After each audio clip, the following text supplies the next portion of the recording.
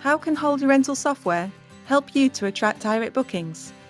Direct bookings can come through your own website, by email or phone, on your social media, or in some cases even in person.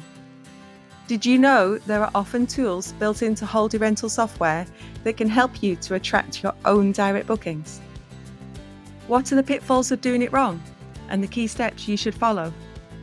That's what we're going to discuss today on Smashing Your Goals with holiday rental software.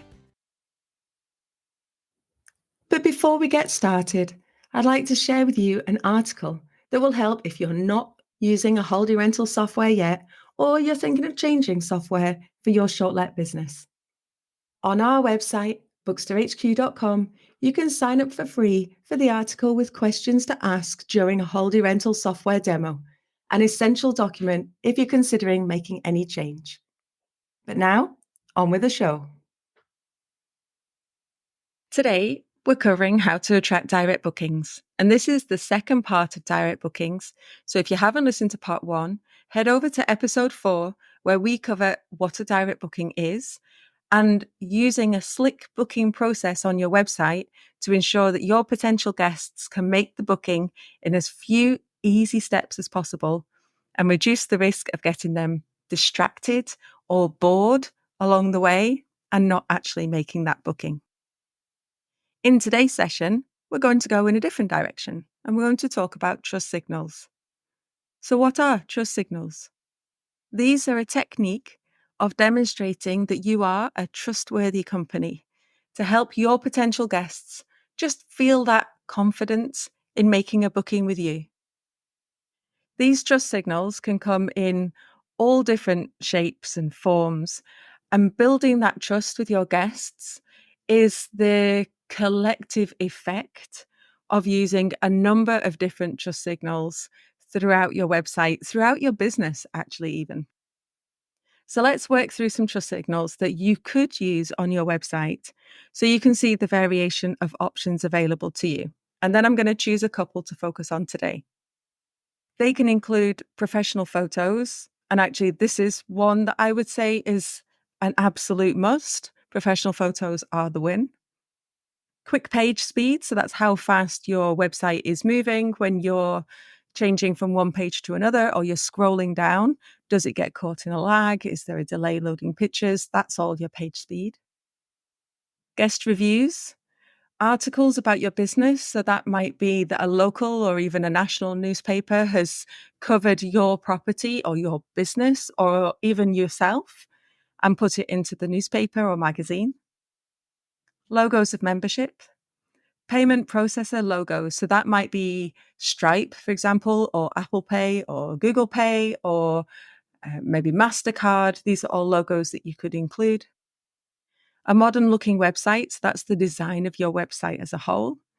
Photos of your team, the history of your company, something about your ethos and beliefs.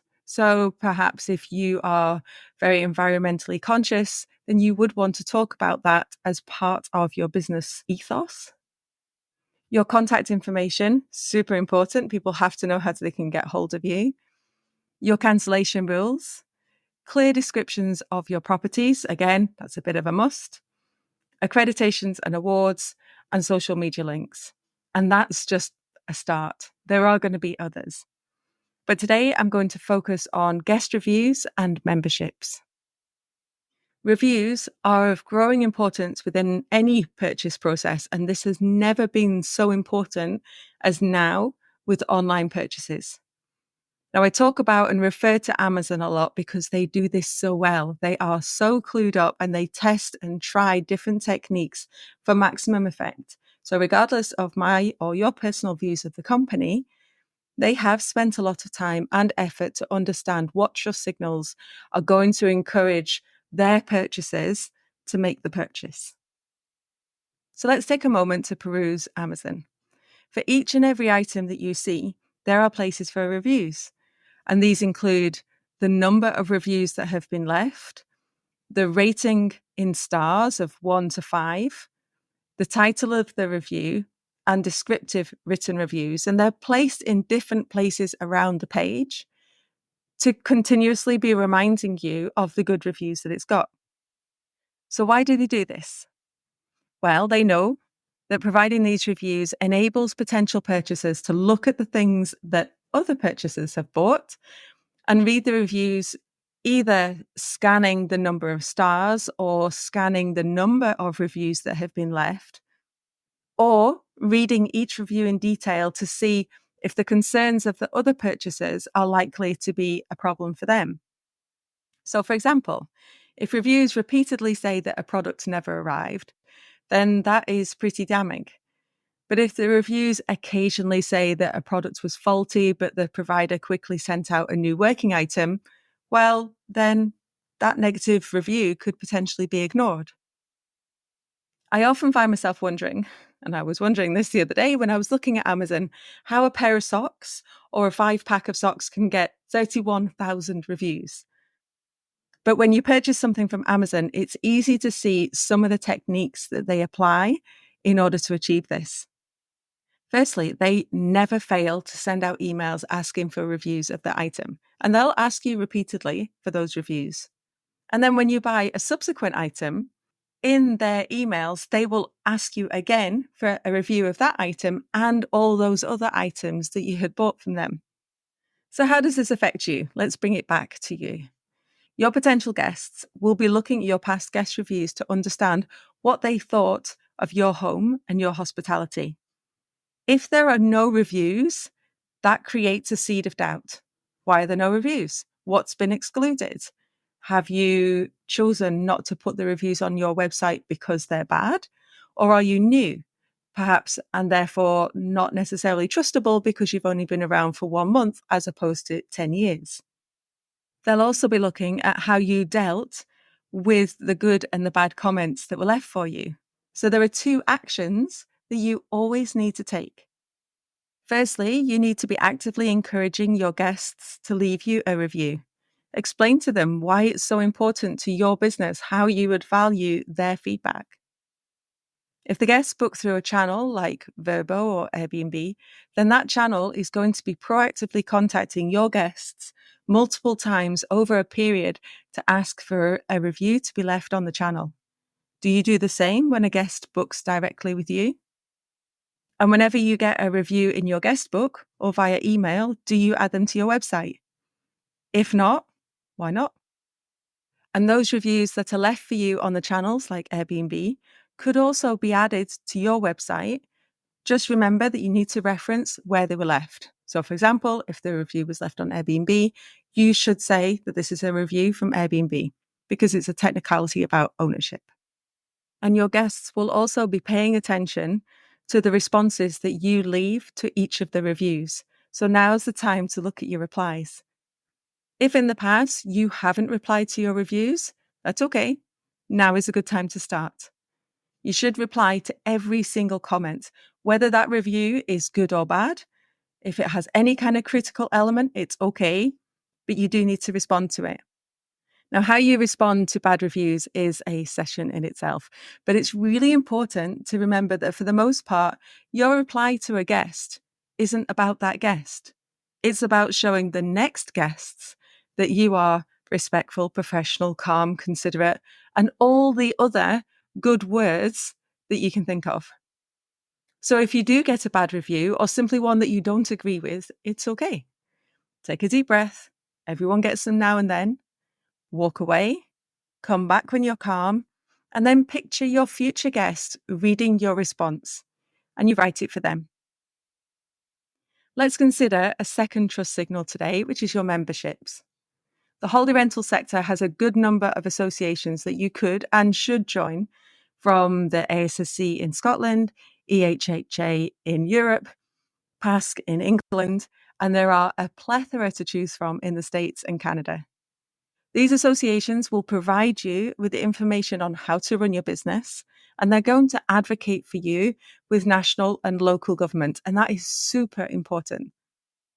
By adding your membership logo to your website, you're showing that you are a professional company and you're providing a legitimate business following the rules and regulations of the industry.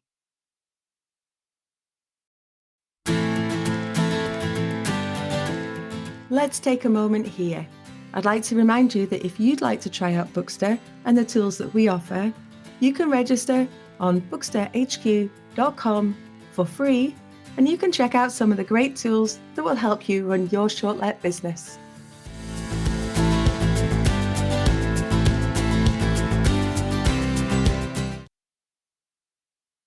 Moving on back to the second part of the podcast Pointer. Each session will look at one solution within Bookster that's going to help you overcome a problem. Today, Adam from our customer support team has selected the guest area to help you manage your guest needs. The goal of the Bookster Guest Area is to provide a central place where your guests can view the information that they need once they've made the booking. This starts with their booking information, like arrival and departure dates, and your property rules. It enables them to pay for their stay and pay for their deposit. The guest area shares arrival information such as your directions and key codes, although this is a fixed time before arrival and only when they have paid in full and they've paid the damage deposit, if that's also applicable. The goal here is to keep your property secure, and the security of your business, your guests, your property is a main focus for us, and we'll take that into consideration whenever we build new features. And once in the property, guests need information about the dishwasher, the TV codes, local telephone numbers for emergencies, so you can add all that information in there too. And when it comes to checkout, your guests can see the checkout times and your house rules about locking up before they leave. It's a very cool tool, and it's included in all the Bookster packages. We'll be coming back to managing guest needs in the next session, so I hope you can join me then. Thank you so much for listening to this episode of Smashing Your Goals with Holiday Rental Software. If you liked the episode, or you know someone in the holiday rental industry that would enjoy it, please leave a review on podchaser.com, Apple Podcasts, or wherever you download and listen to your podcast. If you've got any questions, please do get in touch. You can contact us on our Facebook page, which is Bookster HQ, or you can contact us through our website, and there's more information there, and you can ask for a demo on how Bookster can help you at booksterhq.com. And remember, we believe that experiences matter, so whenever you're choosing a software service, make sure you choose one that considers your needs and the needs of your team and your guests.